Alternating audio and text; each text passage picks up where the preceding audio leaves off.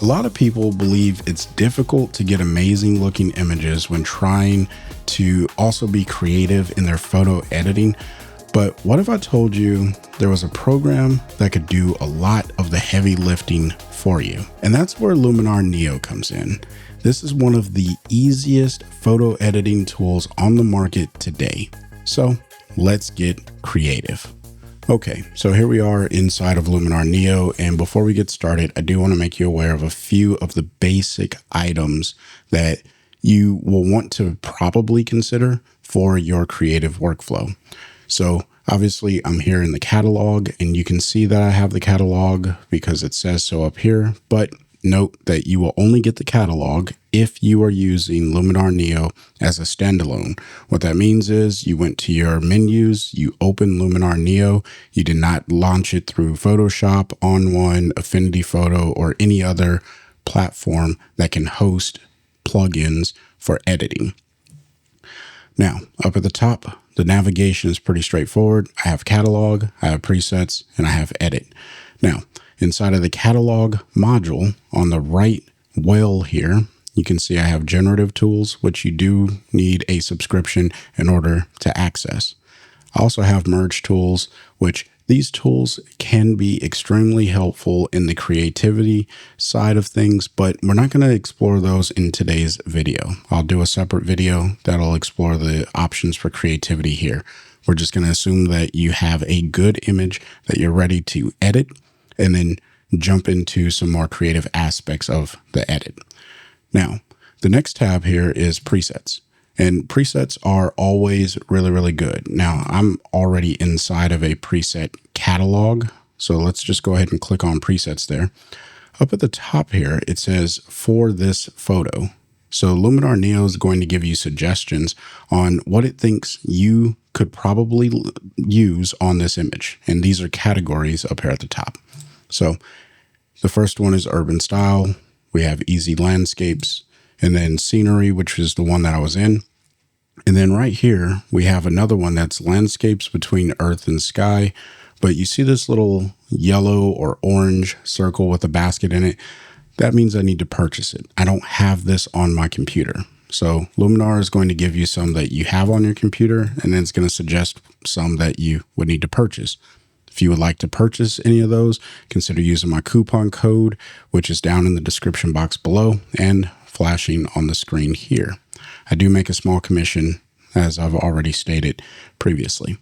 With that being said, you can also use different options or categories that are further down. So I'm just going to scroll down here, and you can see I have a lot of different options available to me. You should have a lot of the similar ones, and then eventually you get to the ones where you have to pay for them inside of the marketplace. But with that being said, if you want to apply a preset, all you have to do is click on it. We'll click on easy landscapes since this is a landscape image. And then I'll just hover over these. It's going to give me an option to add this preset. I want to caution everyone that presets are not going to make every photo look the exact same. The presets are designed based off of the parameters that are saved inside of Luminar. And if your image is exposed differently, you will get a different look every single time that you apply a preset to a different image with different exposure values. I just want to be very clear on that. Now, I'm just going to go ahead and click on one. I get an option here to either apply this preset at 100%, or I can reduce it all the way down to 1%. You can't reduce it to 1 or 0 because then that would just be not applying the preset at all. I typically leave my presets up to 100 unless I think that it's too strong and I want to kind of blend it in. But that's the first step of creativity. The next step comes in the edit module. So we'll go to the edit workspace rather, not module, edit workspace. Now I have a preset applied to the image. If I come over here to edits, you can see all of the filters that are applied to this image. And I can click around and change any of these filters. Note that every single filter that I click on, the filters above it are deactivated. So if I want to see what this structure AI looks like, I am only looking at the structure AI since that was at the bottom of my filter stack here. It is not showing me the enhance AI, the landscape, the color, so forth and so on. Now, if I come up here to the top, I'm looking at every single filter that's under here because you can see that they're highlighted now. I'm looking at every single filter under here that's being applied to the image. And in the same way, if I come down here to the raw edits, I'm only looking at the edits that the raw editor is making. This is very important when you start creating your image and your looks. This is why I'm going over it now, because Luminar works in a additive manner. What that means is as you add filters, we're just going to add in some sun rays here. We'll crank up the amount, and then we'll come over here to essentials we'll just add some structure AI and we'll crank up the amount again. You see how that structure AI enhanced or added structure into our sun rays? So now if I come over here to edit, you can see I have structure AI, which was the last filter that I applied, on top of the sun rays filter, which was the filter that I applied just before structure AI. Now, if I click on sun rays, watch what happens to the sun rays. It loses that structure AI, but it's on top of, the sun rays are on top of my vignette tool here. And if I turn on the vignette tool, I lose the sun rays. I think you get the point. But it's important that you know when you are adding filters. And that's what we're going to talk about in today's video, because that's going to really impact your ability to be as creative as possible and getting the looks that you really want. If you're getting excited about the possibility and the potential inside of Luminar Neo, then right now is one of the best times to pick it up because it is on sale. You can get more details about the sale down in the description box below. Those are affiliate links. I do make a small commission off of everyone who uses it, but that's at no extra charge to you, and I greatly appreciate it. Now let's get back into the video. So now that we know all of the basics of creative and we've applied a preset, it's time to really start to hone this edit into our own particular style. So let's just take a look at what we started with. And this is where we are. And I like where we are so far, but I really want to go a little bit further. So this sky really is not doing much of anything for me. Luckily, Luminar Neo has the ability to replace the sky. So I'm going to click on Sky AI, and Luminar in the background is analyzing the sky up here for me. I'm going to click on Sky Selection. You could click one of these presets that it's recommending, but I'm going to click on Sky Selection, and I'm going to do something really, really dramatic just because I want to have fun with this. And in the Sunset Clouds option, there's this dramatic look. But of course, if I wanted to, I can click in this drop down and I can click on all skies and then just get a long list of all of the skies that I have loaded. And if you have your own skies that maybe you photographed with your camera, you can apply those by clicking the plus icon and then adding them in. I don't have any that I want to apply right now, but I want to go with this dramatic looking sky. So I'm just going to sample this one right here. And Luminar is going to find a way to add that into the background over the sky mask. Now, it didn't do a very good job around the branches here. You could spend some time trying to clean up the mask, but I'm not going to do that today. Instead, what I'm going to do is come up here to Crop AI, and I am just going to crop in my image because I think that that's the easiest way of dealing with something like this. So I'll crop it something like that and then just pull it away from there. And I want the main feature, the main subject of the name of this location escapes me. So if you know what this location is, I know that it's in Colorado.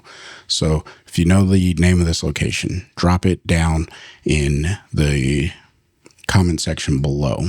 So we'll just go ahead and apply this. And this gives me a completely different look on the image. And I actually like that it's off-centered. Some people may not like that. This is your own creative adventure, so to speak. But now it's time to go back and kind of look at what we can do with replacing the sky. So let's click on edits, because again, I've already applied that, and you can see that the sky AI is on top of all of these other adjustments.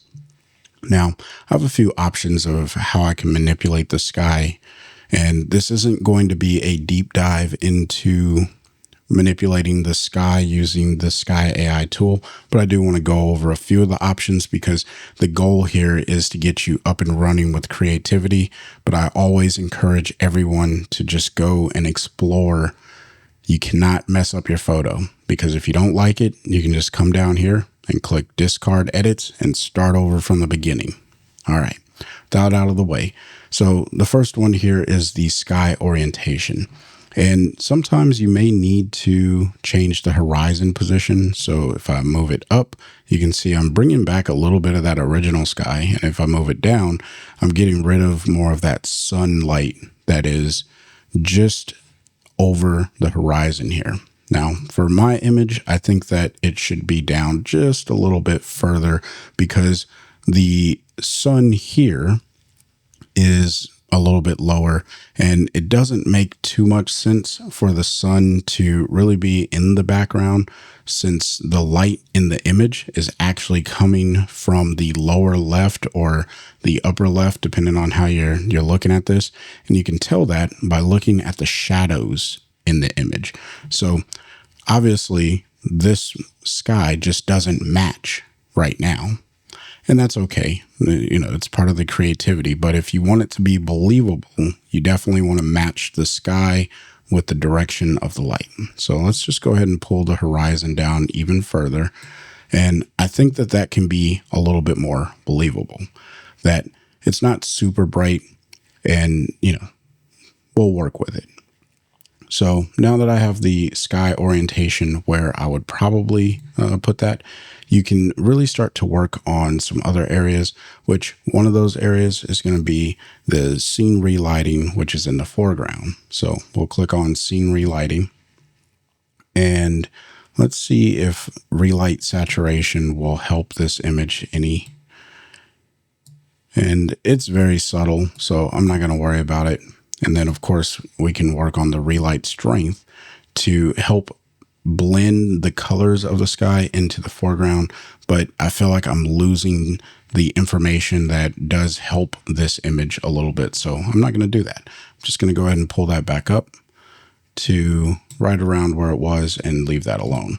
There's no water in this image, so reflections are not really applicable. And then you have some adjustments for the sky as far as getting the focus correct. Now, the sky is a little too out of focus, and unfortunately this one was shot in that regard. So as I drop the horizon down, I'm getting more of that defocused cloud look. So ultimately, this probably would not have, or is not, the best sky replacement, but we're being creative. So I just want to show what you can do inside of Luminar with very little effort. Now that I have the sky done, it's time to move on to relighting the foreground scene here. And that's going to be the next creative tool, which is found inside of the creative section. So let me just go ahead and minimize some of these to make this area a little bit more simplified. And the Relight AI tool is sitting right here. So we'll just go ahead and grab that tool. And this works in a very simplistic manner. Things that are far from what the lens or from what you are looking at, that's what brightness far is going to be. And then, of course, brightness near is going to be things closer in the frame. So what we're going to do is brighten up this near area by pulling the slider over to the right. And we'll let that kind of think itself through. Eventually, I guess it is applying, but it's applying just to this tree. So we're going to increase the depth so that way it goes back a little bit further into the image, because remember, we did crop this image. So I just want this area to be a little bit brighter, considering the sun is shining in this area. And then I don't really like to do brightness far and brightness near on the same mask.